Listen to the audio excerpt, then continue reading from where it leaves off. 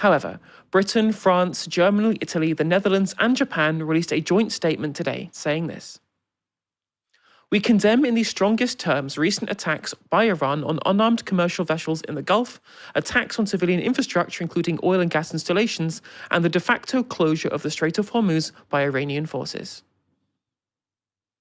We express our deep concern about the escalating conflict. We call on Iran to cease immediately its threats, laying of mines, drone and missile attacks, and other attempts to block the strait to commercial shipping. We express our readiness to contribute to appropriate efforts to ensure safe passage through the strait. We welcome the commitment of nations who are engaging in preparatory planning. So, what the hell does that mean? I spoke earlier to Andreas Krieg, senior lecturer at the School of Security Studies at King's College London. This is a very kind of desperate way for the European partners in particular to show some relevance. They're obviously the ones who bear the burden of the Iranian attacks on the energy infrastructure in the region, but don't really have any sort of tangible ways of really doing it. I mean, they're not explaining how they're doing it. They're also not directly responding to Trump's request for them to basically bear more of that burden to opening the straits up.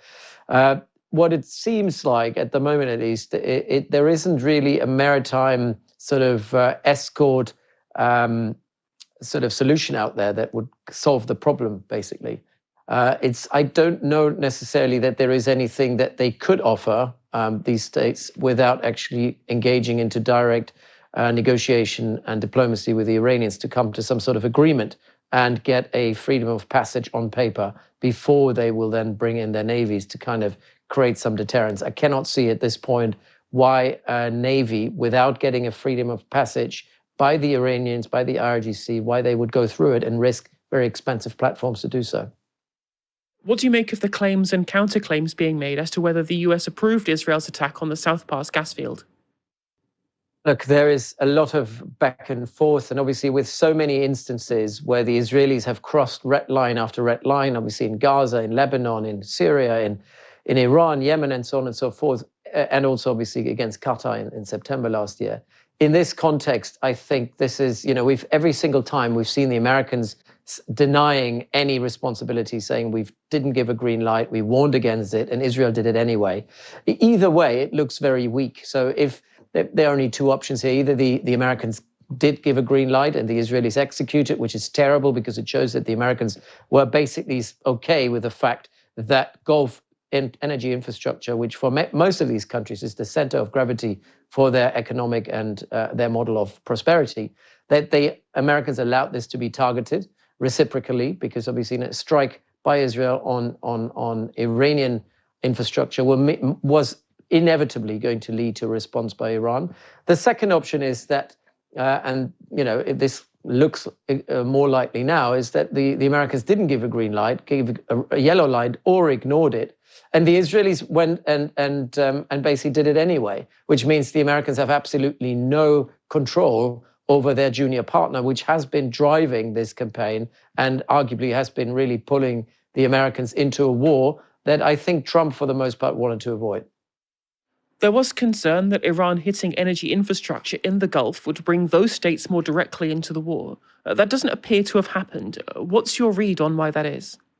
Well, not imminently. I think the discussions that the Gulf states, various capitals have had over the last week or so have really tangibly changed from how they were a few weeks ago. I think it's quite clear now that a lot of them are considering more offensive courses of action, just minimally at least, to restore some sort of semblance of deterrence and create some sort of balance of deterrence by saying, okay, if Iran is striking us, we will strike back to punish them. But the problem with all of this is that ultimately, if you get dragged into this sort of tit for tat escalatory spiral, there isn't an easy way out for either side, and the Gulf states have to ask themselves whether getting sucked into this will make any contribution whatsoever in this Israeli war against Iran. Will they make a difference? Most likely not. And also they have to think about the long-term consequences of that. So once Israel is gone, once America is gone, once these two have basically withdrawn from this war, the Gulf states will have to live side by side, coexist with Iran, whatever regime is left or whatever of the regime is left.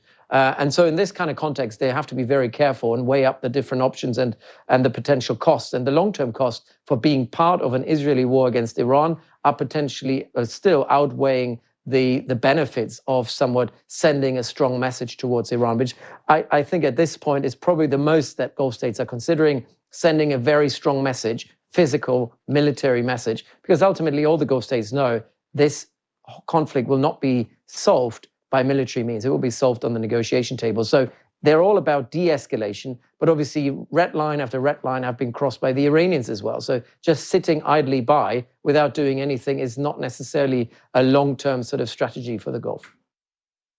In Trump's Truth Social post, he pledged that no more attacks will be made by Israel on the South Pass gas field.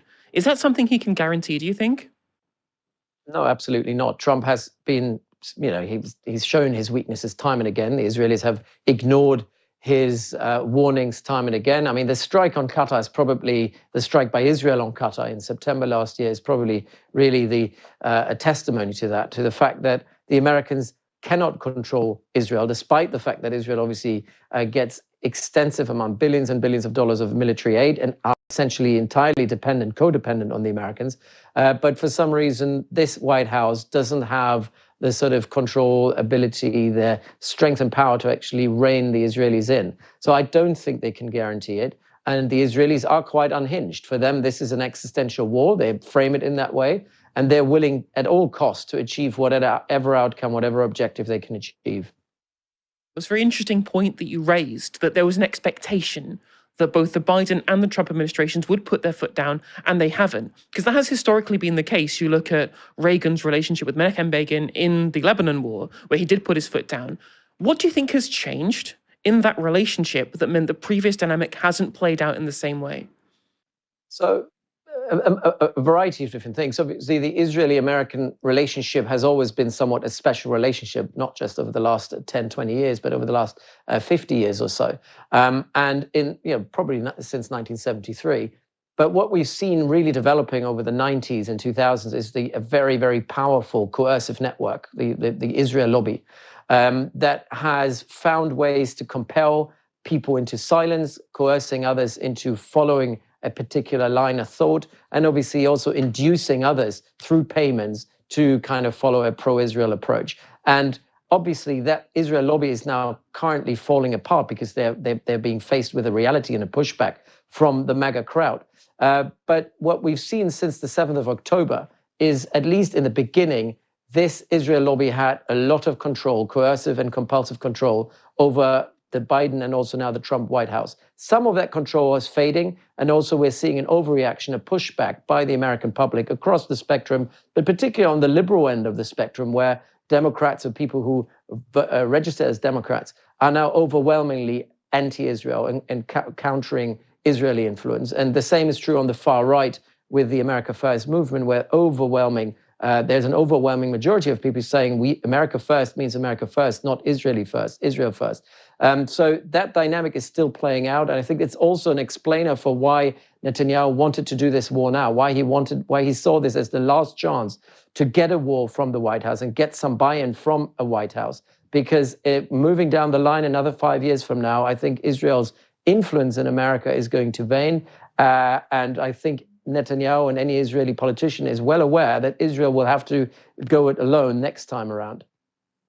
So that post from Trump shows that there is at least a straining of the relationship potentially between the United States and Israel if they are doing things and having to be reined in, whether successfully or unsuccessfully, by the Trump administration. How do you think that this kind of dynamic will affect US-Israeli relations long term and potentially the Trump's presidency in the short term?